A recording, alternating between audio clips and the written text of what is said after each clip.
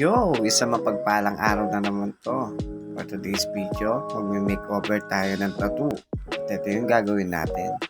Ayan, tinanong ako ni sir kung kaya pang i-makeover to. Sabi ko, pwede pa naman sir, sabi ko. Kahit hindi na natin siya i-cover up, abulin ko na lang yung mga nag-fade ganon para mapalitaw pa natin siya ulit. At after 1 hour, may nagawa na kaming isa. Sabi ko kay sir, i-colored ko na lang siya sir. Gagawin ko siyang blue, red, blue. Yan. Sabi ni sir, sige boss, ikaw nang bahala. May tiwala ako. So after 1 hour na naman, nakadalawang rows na kami. So sakit ulo lang konti. Hindi ko alam kung sino gumawa nito.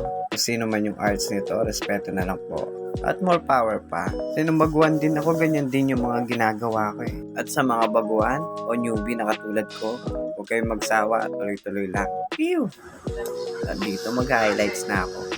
Ang gamit ko pala pang highlights dyan is yung Heartec ink na white by Bong Marquines. So, dito white talaga.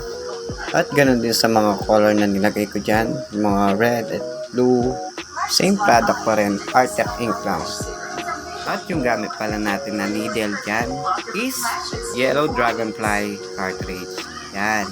Sa piece na yan, ginamitan ko siya ng 5RL, 9RL, tsaka dalawang 11M1. Yun lang yung mga bala ko para matapos ko yung piece na to guys. At sa paggawa pala nito, sinabot ako ng 6 hours kasi magpipriyan pa ako. Habulin ko yung mga line ng mga rows. Actually, malayo siya sa reference niya. Kaya ganun ako nag-outline ulit.